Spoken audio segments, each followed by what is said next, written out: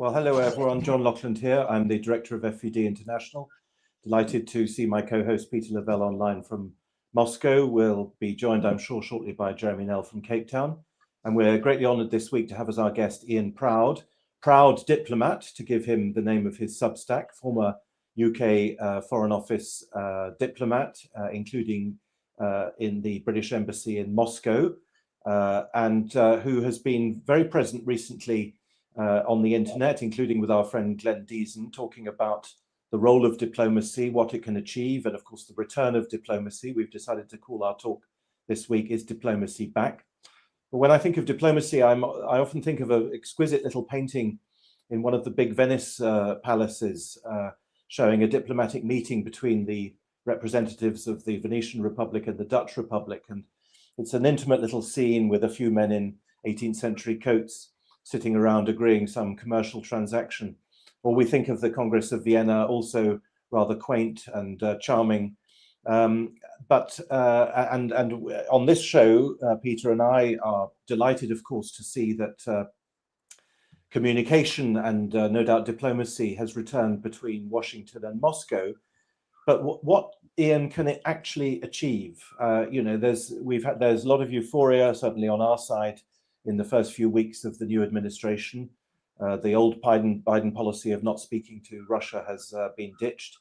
But it surely also has its limits. The differences, the bridging between the Russian and Western positions being so enormous. What's your take on the situation now, Ian? Particularly after a week or so after we were trailed with a ceasefire, which seems not to have materialized. Ian Proud. Well, we seem to be getting closer to a ceasefire than we were. And actually, it wasn't really just a Biden policy of not talking to Russia. It is a whole-scale Western policy of not talking to Russia, dating right back to 2014. And arguably, the Brits were the architects of that as soon as Philip Hammond came to power as Foreign Secretary in the summer of 2014, after William Hague fell on his sword, the history of which you know very well. So, I mean, that has been a policy that's gone through for the past 11 years, and even endured during President Trump's first term, because at that time he was so boxed in on the Hill through the kind of Katso Act and that sort of thing, that he had limited room to move with Putin, even though they developed a fairly good bond. So I actually am quite optimistic about recent developments in the US-Russia relationship. The Americans are by far the biggest relationship that the Russians think about, in the Western world, at least. And actually, the shifts that are happening in terms of the real moves towards a graduated kind of peace plan are actually quite substantive, including discussion about lifting some sanctions on, for example, access of the Russian Agricultural Bank to SWIFT, so that grain can be traded and that sort of thing. So I think the changes are actually quite significant, in quite a sort of seismic way, actually. So Ian, I think the one of the fundamental questions here is mending Russian-American relations. Can that end the war in Ukraine? Well, I mean, the Americans have been by far the biggest supporter of the Ukrainians. Even in the run-up to the war itself, as soon as Biden came to power, he brought in the old hacks of, Jake Sullivan, Victoria Nuland, and Antony Blinken, and they just reverted back to the Obama policy of ratcheting up the tension with Russia, with the results that we are all so sadly aware about, today. And the Americans have pumped by far the most support into Ukraine for the kind of war effort, and Trump has quite sharply pared that back. So, in terms of America's ability to kind of influence Russian thinking, I think that's significant. But okay. An element of that is one way to really supremely improve the bilateral relationship is to cut Ukraine off militarily and intelligence. That would make the Russians quite happy, and it would prove to the Russians that Trump is serious. I mean, it's how long can the Kremlin be negotiating with Washington as Russian soldiers are being killed by American weapons? That can't last forever.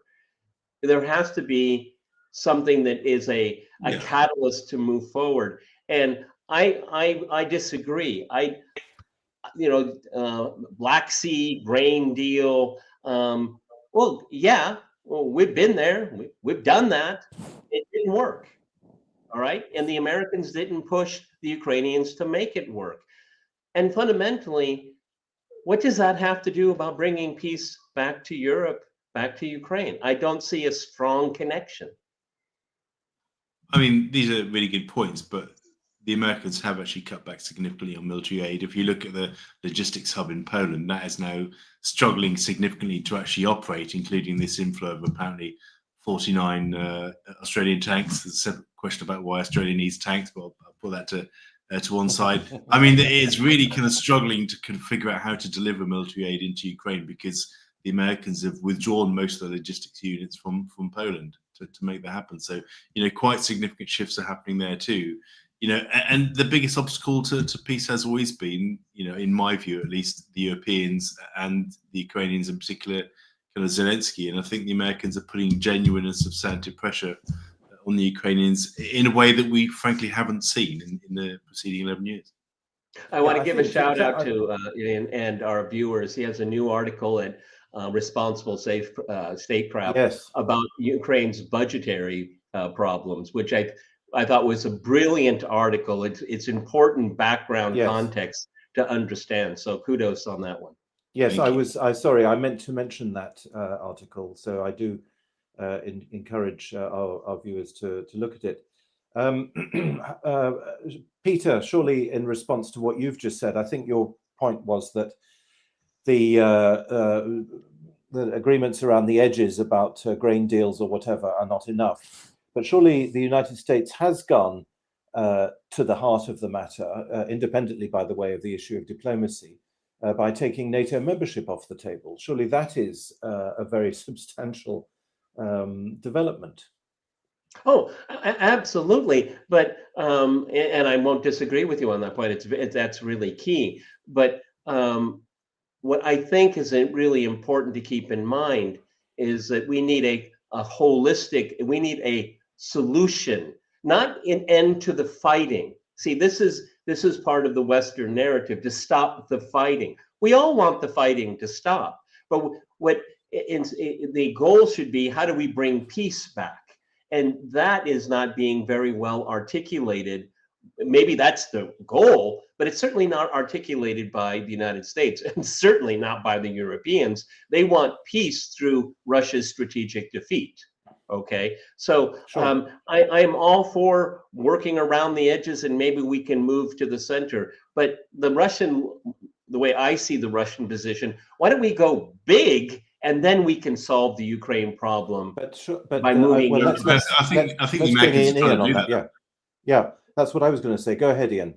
I think the Americans are trying to do that. I mean, just taking NATO off the table is huge. I mean, that has been Putin's #1 demand right back to at least 2007, probably 2006, when the Balts joined NATO, and he's been completely ignored throughout the whole time.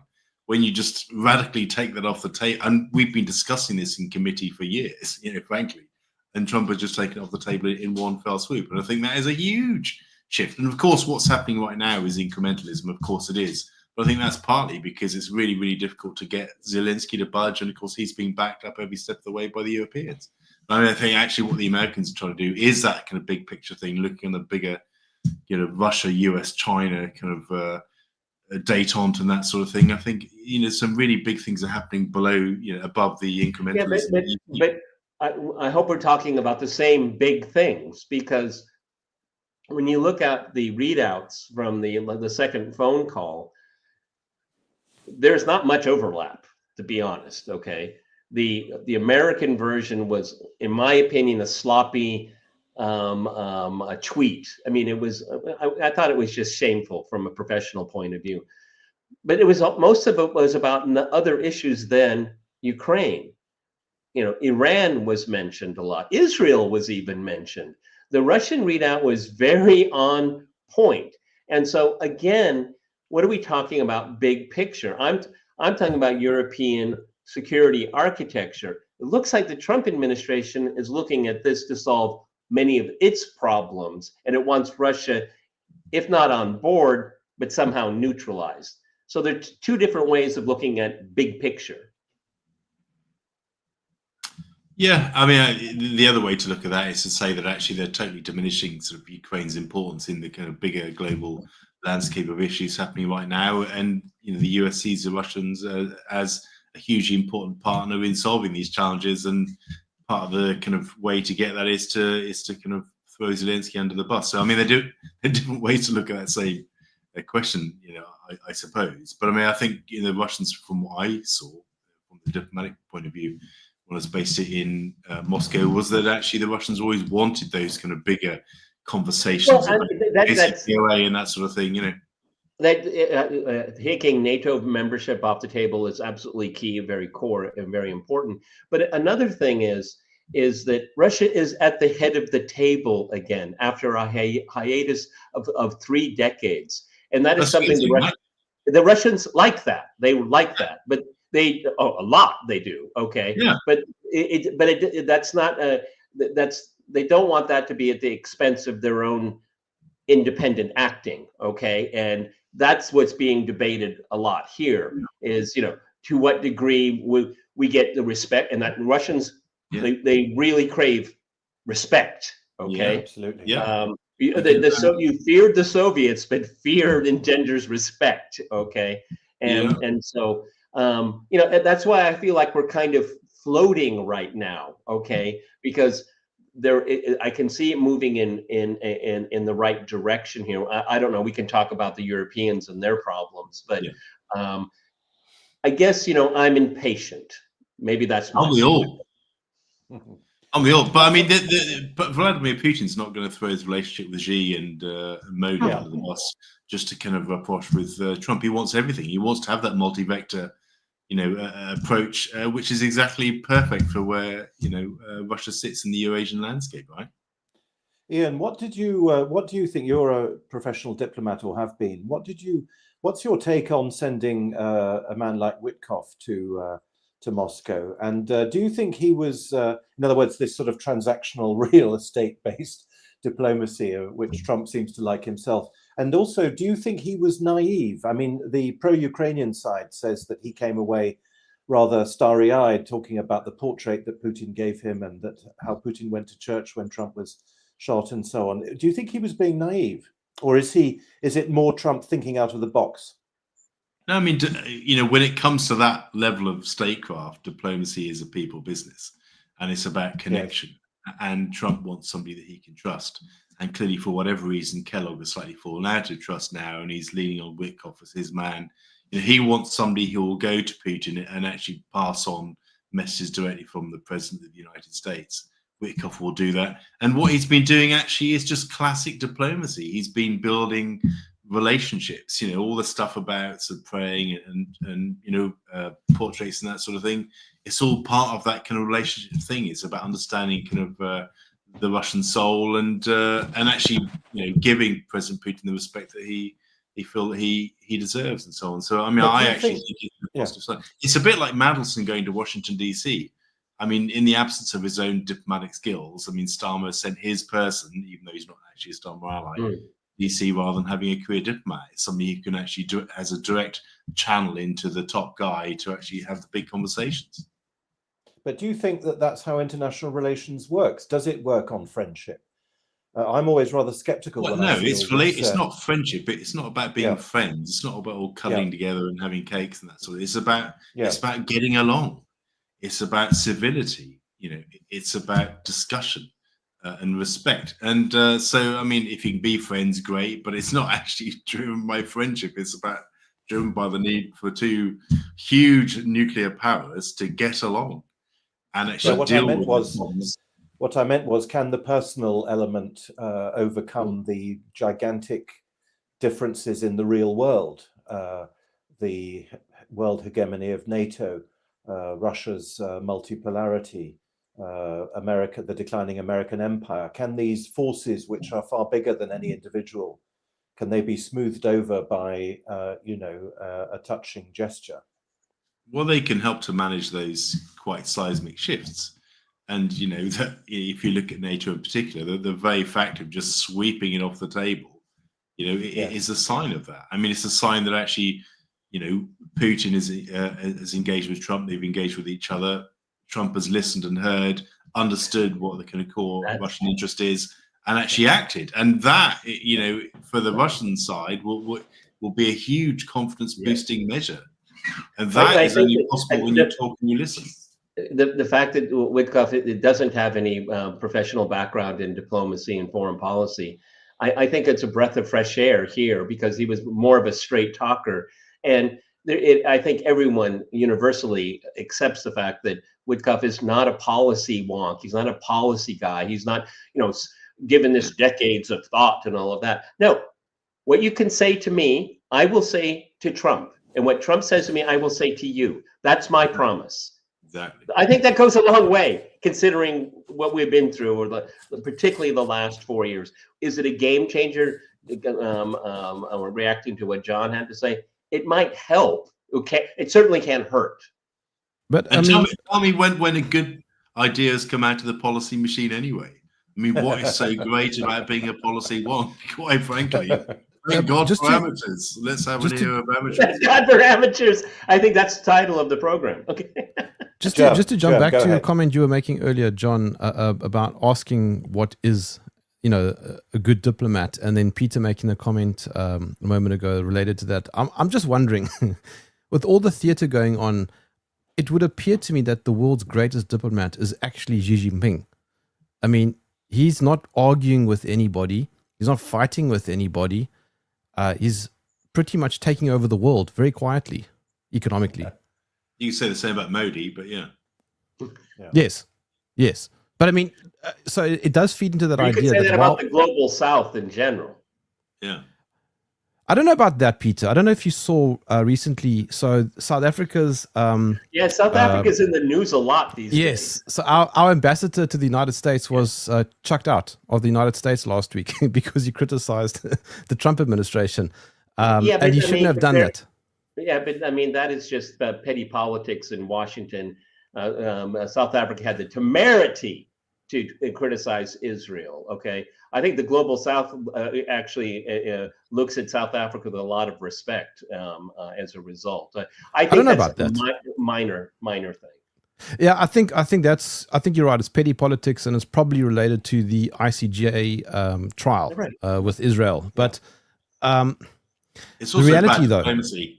I mean, yes, we've spent too long over the past decade and more turning diplomacy into this kind of theatre in which we go to foreign countries and we spend all our time in those countries criticizing the leaders of those countries. And that's not how diplomacy works. We've got to this diplomacy of picking sides where we vocally and in public pick one side over another in disputes on Russia and Ukraine, on Israel and Gaza, and other places around the world, Taiwan, China, and so on. And actually, diplomacy is about the quiet conversations where you kind of try to bring people together.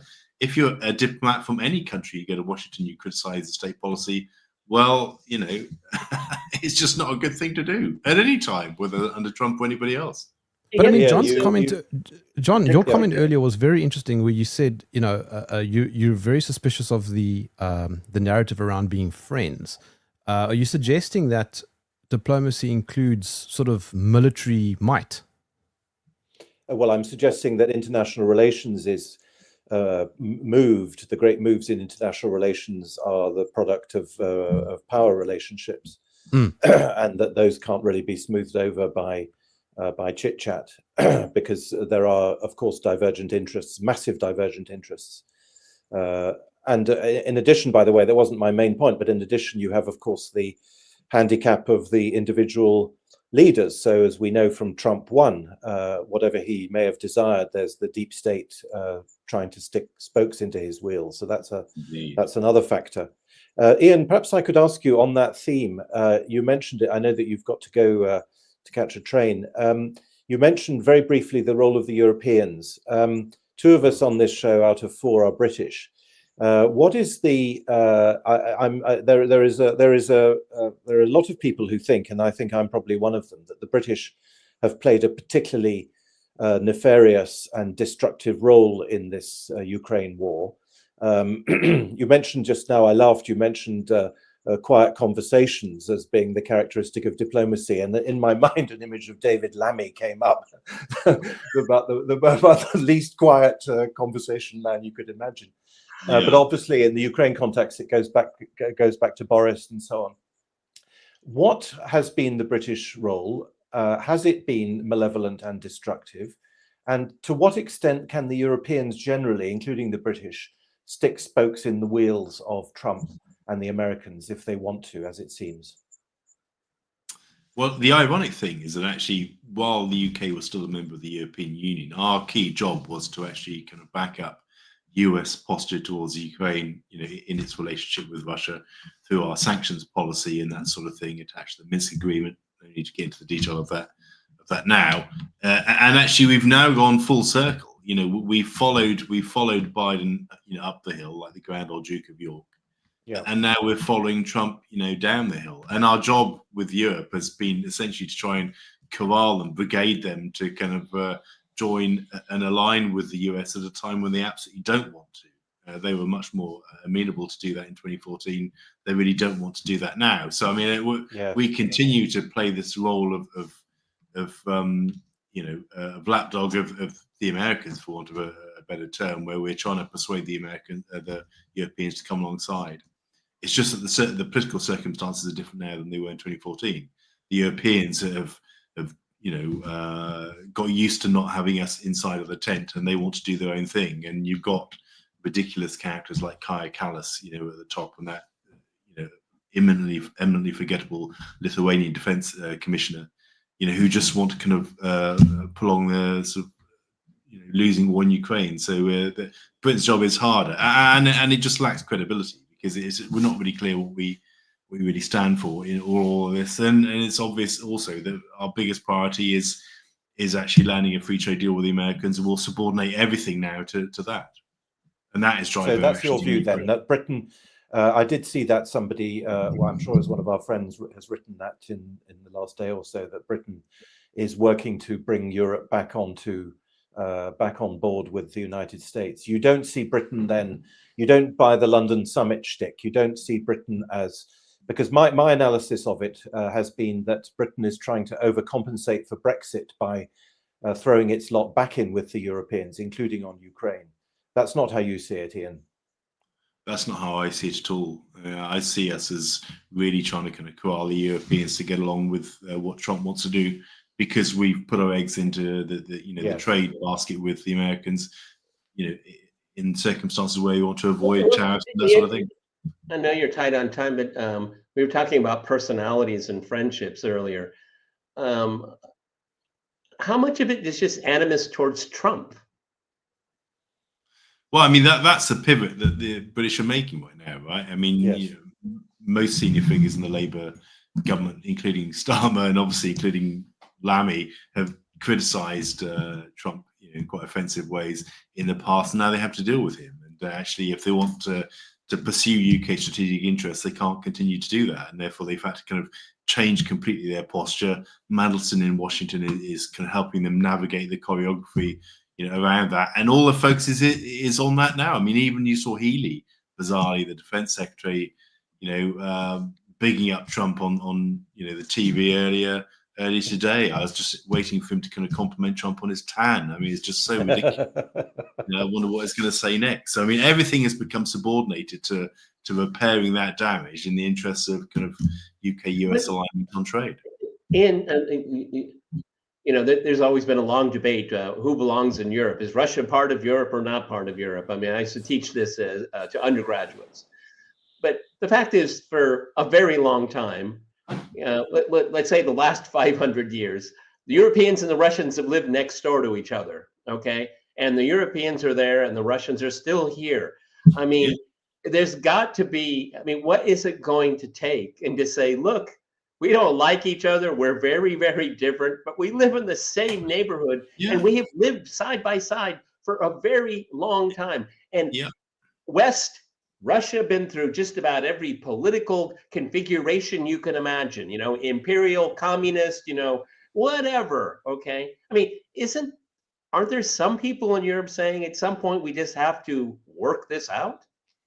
I've never really been convinced that we don't like each other. Certainly, that wasn't my Yeah, impression that's good when I was in Moscow, and I was there during a pretty tense time, including during the Salisbury nerve agent attack. So I always got the impression that actually Russian people, including decision makers, were desperate to have a kind of better relationship with Europeans. It's just that was prevented by all the kind of stuff, the noise of sanctions, largely whipped up actually by the Americans. And the ironic thing now is actually the Americans saying, well, actually, we want to get along with, with the Russians. The Europeans haven't caught up. So, I mean, to me, it's obvious that in economic and political terms, in social and cultural terms, that Europe and Russia need to have a better relationship, breaking down barriers, not building them, creating some sort of energy union to move on from this ridiculous self-imposed deindustrialization and that sort of thing. It's a complete no-brainer. It's just that the institutions of Europe now are making that difficult. And the whole narrative, which, the Ukrainians are, reinforce every single day, every time that Zelensky opens his mouth, it's just making that, harder. And what can they do then, the Europeans? I mean, how much damage can they do? Or are they just now irrelevant? Surely not completely irrelevant. Well, they're not completely irrelevant. I mean, I think Russia would like to get to a situation where it can normalize economic relationships with Europe, despite the fact that it has successfully pivoted its economy towards, Asia. There would be significant advantages to Russia from a normalized economic relationship, with Europe, just on the basis of geography, right? I mean, that obviously makes sense, but they're not going to sell out and do that upon the European demand. The Europeans have to come on board and want that too. So, I mean, that's the kind of shift that's happening right now.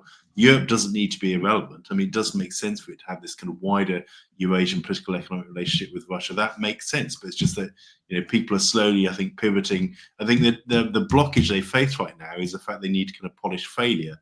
They've recognized, I think most people recognize that actually they need to dump Zelensky. We've got this weird messianic, fixation on Zelensky. We have to get used to the fact that you've got to let him go and move on.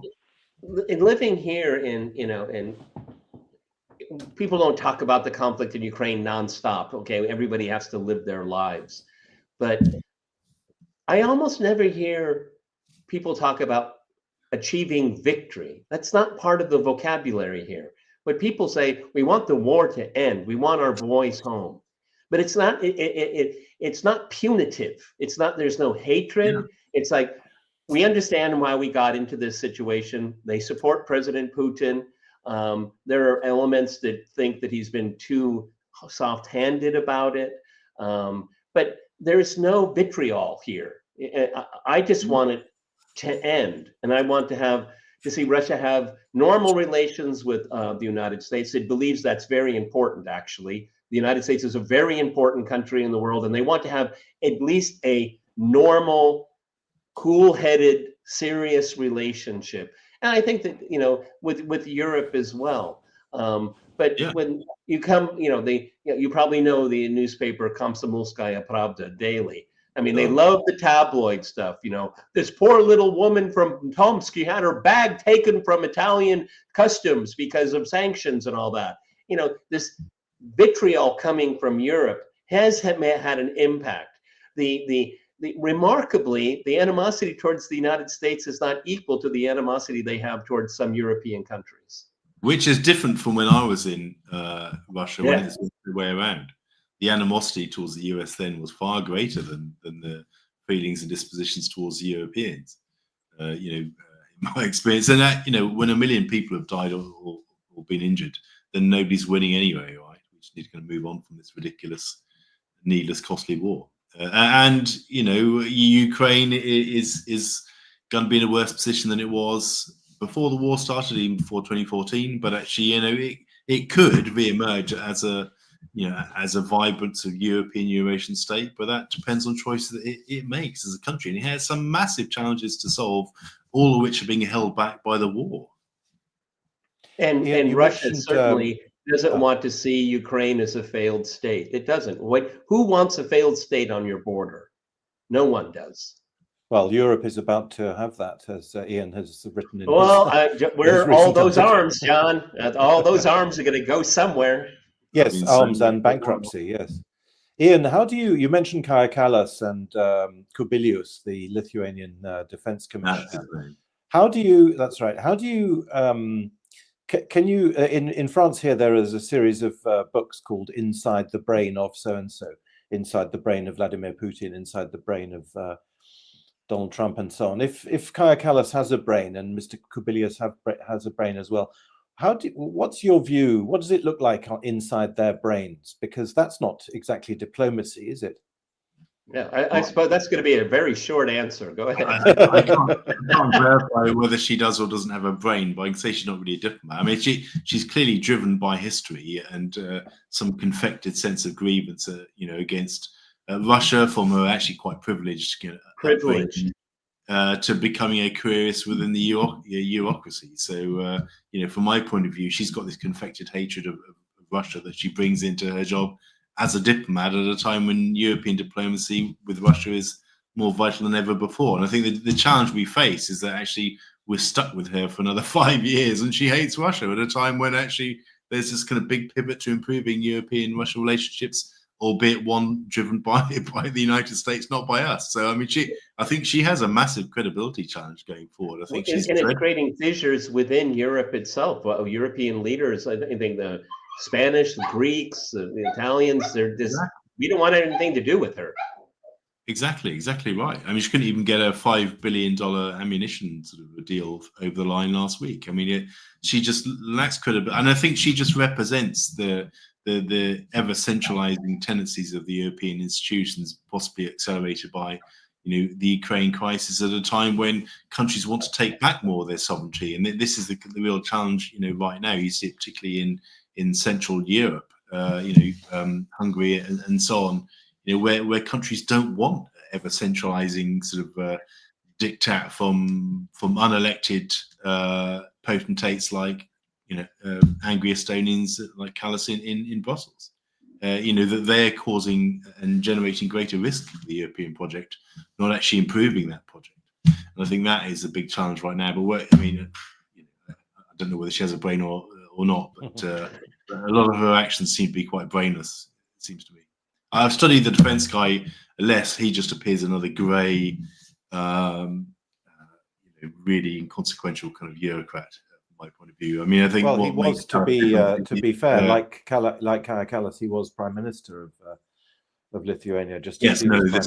Amazingly, John, can we ever expect another great European diplomat? Well, I don't think so, because I think the European system, both at the Brussels level and also at the national level, generates mediocrity. Unfortunately, it's become a system which promotes and generates mediocrity, and we see this really all over Western Europe. There are one or two exceptions. Orban as Commission President. You heard it here first. I beg your pardon? Orban as Commission President. You heard it here first. Exactly. Well, as you know, they prevented poor old Charles Michel, the previous president of the European Council, from resigning as he wanted to become an MEP, because they said, if you go, then we'll have Orban as de facto chairman of the European Council. So in other words, it's not going to happen. But no, I think the system, unfortunately, has been degrading for a long time and will continue to degrade. And it produces mediocrities. We see this at the national level and at the European level. And I suppose as I'm sure you know, Ian, they are using it. We mentioned this a moment ago. They are using it. Never let a crisis go to waste. They're using it to reinforce, obviously, the powers of the Commission, the defense spending, the borrowing, and all the rest of it. But maybe it will come up against the buffers of reality if, as you predict, Ian, Ukraine goes bankrupt next year. Yeah. And it seems quite obvious that the Trump stratagem here is to do a reverse Nixon goes to China. Do you think that's even remotely serious? Because I don't. I think this multi-vector, multipolar, that's what Russia is really into. It's not going to jettison trusting relations for, Donald Trump's here now. He'll be gone at some point in time. There'll be someone else. And given the road record since the Cold War, I just can't see anyone in the Kremlin thinking that we could take a chance changing course that they've been developing for 3 decades now. Yeah, no, I agree. I mean, as I said before, he's not going to throw his relationship with Xi and Modi under the bus just to align with Trump. That's not going to happen. But there are still risks, to Russia from the China relationship. So it actually makes sense for Putin to have a much improved relationship with the US at a time when China poses a long-term threat to its underpopulated Far East. So multipolar, and in fact, even Rubio and others in the US system are talking multipolar now. So so maybe they get it too. I mean, but yeah, clearly it's not a binary. Well, we're going to ditch the Chinese now because we've got the Americans. That clearly wouldn't make sense at all. Yeah, that whole Kissinger in reverse thing and Nixon in reverse thing sounds completely crazy. And as you say, Ian, Rubio, that's the most extraordinary thing about the new American administration. Rubio, within days of taking office, was talking about multipolarity, diplomacy, bringing back all these concepts into the official position of the State Department. And I can't remember if we've said it on this show before, but he also made an extraordinary statement in the confirmation hearings when he said, the world order which we created after 1945 has now turned against us. An absolutely extraordinary statement about the whole, you're talking about the big picture earlier, Peter. They do seem to have, these Trump officials, they do seem to have a big picture. And they feel now that NATO and the other post-45 structures have, to quote Rubio, are being used against them. And that's what makes their approach so radically different. I'm just previewing my next article. I mean, the exorbitant privilege is coming to an end. I think that's a big challenge. The dollar. Well, yes, exactly, and that's why Doge is so prominent, because the U.S. state is built on fiscal sand. And actually, tariff wars won't really help to rebalance that fundamental challenge they face. That actually their currency is massively exposed right now, and they need to kind of structurally shift, moving beyond the kind of Bretton Woods type framework to something more diversified, particularly if Trump wants to also at the same time rebuild blue collar sort of jobs in America's industrial heartland. You can't have two cakes and eat them both. You can't have the exorbitant privilege and also drive US exports. I mean, that just defies the basic laws of economics. So I mean, I think that is the big change happening right now. Yeah, one of the issues on the front burner right now, I'm sure you are aware of this Signal Gate controversy. Okay, I don't want to waste time on it, but obviously there's something going on with Yemen as a entree to Iran, and for me it's fascinating, because this shows on the one hand the relative impatience of the Trump people to wrap Ukraine up and to normalize with Russia, whatever normalize means. You're better, you would know better than I would. And then we have this impending crisis. I mean, Trump makes a lot of threats, 30 days, 60 days, and then all hell's going to break loose. It's hard to tell with this guy, but this diplomatic dance that we have with the Americans and the Russians around Ukraine, and then we have this simmering problem going on with threats being made against Iran. Are they related, and how can they push things together or pull things apart? Well, the US is going to have much more influence over Iran if it has a better relationship with Russia. That's one thing for sure. I mean, Russia doesn't have a perfect relationship with Iran by any means, but they have been sort of developing, sort of bringing Iran into BRICS, and that sort of thing.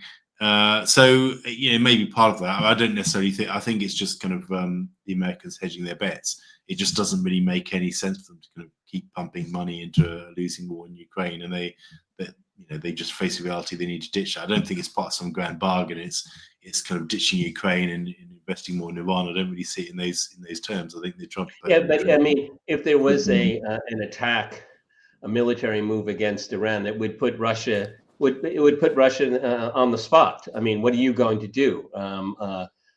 You have this potentially burgeoning relationship with Washington. Are you going to go in and rescue Tehran? I think there's a forced choice on the horizon.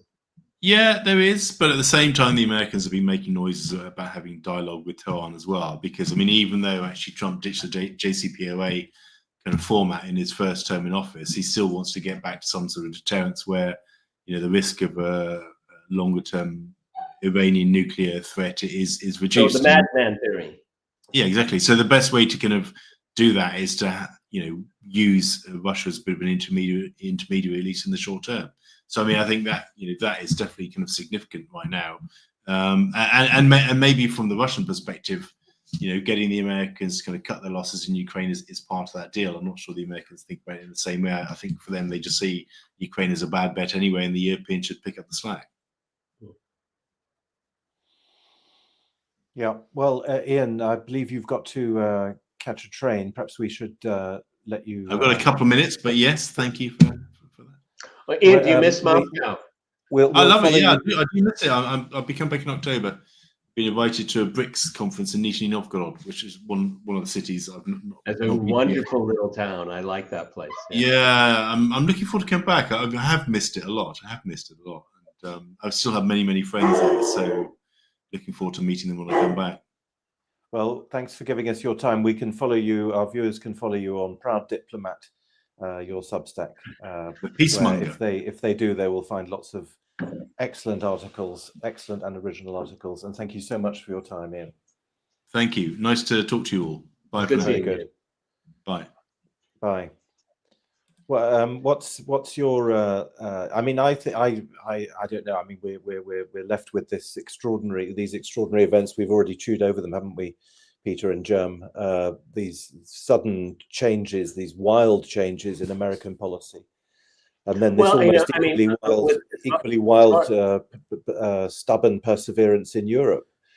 This unbelievably aggressive so-called diplomacy or at least non-diplomacy in Europe. Well, in Responsible Statecraft, Anatole Levin had a really good piece about that ridiculous French member of parliament. I'm not sure the vitriol and all of this. It's hard to comprehend. I mean, if it was a novel, I wouldn't believe it. Anyway, Ian is, I think, one of the very, very best out there. Do you notice a bias anywhere? And No, very indeed. little, very little. He's a diplomat. Yeah, and he's smart. Okay, he's a breath of fresh air from all the last legs in Ukraine, and it's going to collapse on the 31st of August. I'm so sick and tired of podcasters talking like that. He never talks that way. And that article he has out on the debt situation in Ukraine is absolutely brilliant. Okay. I chatted to Catherine Orson-Fitz last week, and she oh man, she's good. Maybe we should get her on because her views right now are so good. She basically argues that a lot of this stuff, this Ukraine stuff, is a sideshow. It's just a distraction from what's actually going on, the missing trillions. I mean, even with the USAID, with the pulling back of funding, it's just a drop. It's like a minuscule amount. That's true. Basically, the edge of the cliff is it's mammoth. It's like the Grand Canyon. Yes. It's the amount of money that's spent just on Ukraine is not really actually as big as what's currently happening to the American financial system, is what she's arguing.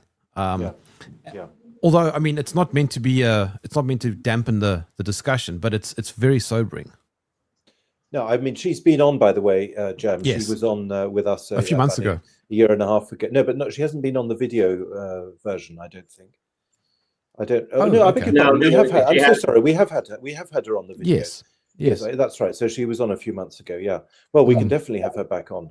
But yes, of course it is. I mean, the debt situation and the whole, as Ian Proud just said, the whole exorbitant privilege of the dollar, which over time will unravel, is absolutely catastrophic. As far as the financial system is concerned, she knows better than I do. Go ahead, Jem. Yeah. No. Well, it's about the dollar and the changing nature of the system of currency. That going into the digital, into the CBDC, that whole aspect is where the wars help because a lot of that money gets siphoned. Is part of her argument. It's just when you listen to it though, you feel very what's the word, deflated. You kind of walk away going, oh, I need a strong drink because what's the point?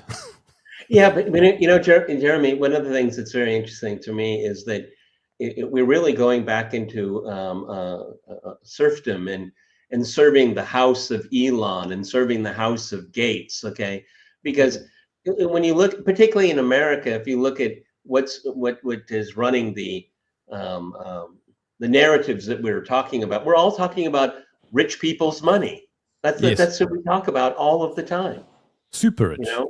And the way I'm very critical of the MAGA movement because they just want somebody to take over and be bold and break things and all of that. We're losing the republic very, very quickly, and it's really quite terrifying. And it's not going to help working. It's not going to help working people at all. Yeah, you said the MAGA movement, and I've been thinking about exactly that recently, Peter. I'm wondering if the cult of personality is just destroying the real work on the ground. Oh, I'm cult of personality. No, this is rage.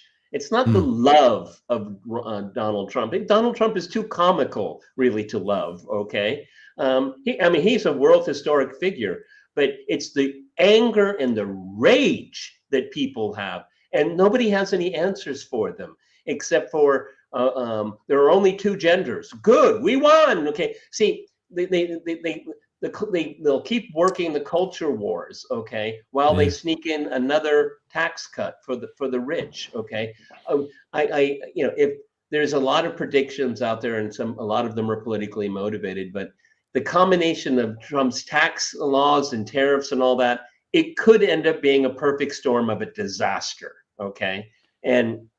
But it has very little to do with politics. It's just I talk to people and they're so angry, and it's almost to the point where it can't even articulate their anger. It is so visceral. Why though? Because they feel like zero. I have this streaming service here, and I watch this parts of The Walking Dead, which I promised I never would. These zombie films, but I know why people are attracted to them, because they feel like zombies themselves. They have no sense of self-actualization and creating their own reality. They're all just part players in somebody else's. And then they're the grifters that'll just grab onto it and say, yeah, that's why you should be angry. I think the podcast field, it's just so garbagey now. It's awful. It's really poison. And then, meanwhile, back at the ranch, as Catherine pointed out, let me just get the name here. I can never remember it. She says FASAB Statement 56, which is a rule that most people don't know about, but Trump basically enhanced it, which is effectively, let me just get her summary here. It basically obscures government spending. So in other words, she says here, it's a rule that lets federal agencies alter or hide public financial details for national security, allowing two sets of books, one public and doctored record and the other secret with real figures. That is very scary while everybody's talking about the culture wars, as you said. Yeah, but Jeremy, this is the late capitalism. You have these, Marx would say capitalists, but we can use oligarchs and all that. Now they're gorging the state. They use the state to make themselves very rich. Now they're dismantling the state to keep themselves rich. Okay, what are some of the richest people in the world? What are they buying? Do you know? They're not buying gold. They're buying land, because God ain't making any more of it. Okay, that's why the U.S. is a huge country, and it's largely empty, to be honest with you. There's clusters, okay, but there's a lot of land, and they're buying it up because when the shit hits the fan, that's the only thing that's going to have any value is land. Ironically, there's no land in Europe, just about. I mean, it's just full of people and construction. Yeah. I mean, I think we're just going to. A lot has been bought in Ukraine. This is for John. We're going to phenomenon. stop saying Europe. We're going to say the western point of Asia soon. John, you mentioned earlier that. No, you mentioned earlier that you're talking about this decline. Do you think that there will be some sort of metric that we will be able to observe and go, all right, it's reached its point, that decline cannot decline anymore? Or are we still going to be talking about a decline 10, 15 years from now? My fear is that it can go on for a long time. People talk about collapse, they talk about decline, they talk about the end of Europe, or if, according to their point of view, the end of Russia. Russia is always on the brink of collapse and so on. And yet, indeed, we know from the Russian, or rather Soviet experience, that decline can cut very, very deep indeed, and not lead to actual collapse. I mean, quite apart from the material shortages in the late Soviet period, you then had the whole chaos of Yeltsin, you had literal collapses, the currency crisis of '98 and so on. And as you've had in other countries like Argentina or wherever. So there are severe episodes of decline lasting many decades in some cases, and then even severe crises, currency crises and so on. But the countries still exist, they still carry on. They're extremely damaging, these periods of decline and these crises. But I'm afraid I think for Europe, no, I don't see any light at the end of the tunnel. Right. No, because that's what I was going to ask. Europe is more abstract. I think, when we talk about the decline. Yeah. No, I think, so Ian has written this piece about the bankruptcy of Ukraine, and I mentioned it just now. I think that might, there any number of things could perhaps be wake-up calls and could cause a change. And after all, I suppose we must never be too pessimistic in politics, because things can change on a dime. They can turn on a dime, as they have done with Trump.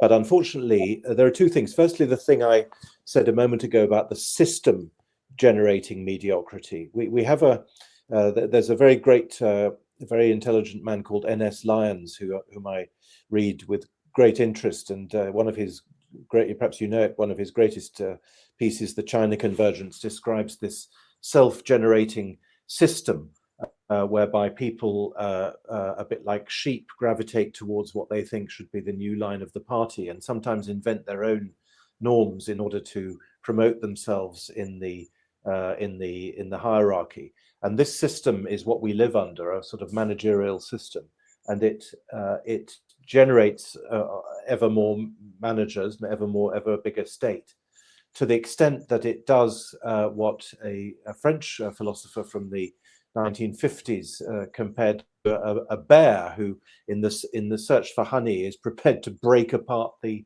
honeycomb, to break apart the hive in order to get more honey. And that's the situation we're in now. We're in a mafia-style racketeering system. Peter, you mentioned capitalism, and yes, of course, big capital is extracting wealth, but the states are extracting wealth as well.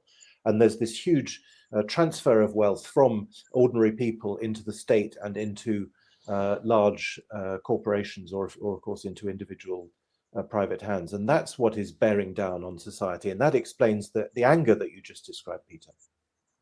Yeah, but what it is that it's slowly but surely undermining the state, okay? Because that's why I use the term the house of Elon, okay? Because that's where the nodes of power will gravitate to, and they can extract from the state. The state extracts from working people. I mean, yeah, there's a it's not circular, but they work in coordination as long as they're useful to whatever party that you're looking at. So, and it's one of the things that, living here in Russia, people ask me all the time about sanctions, and I'm thinking about, they're thinking about boutiques and luxury stuff, so, Netflix, Apple Pay.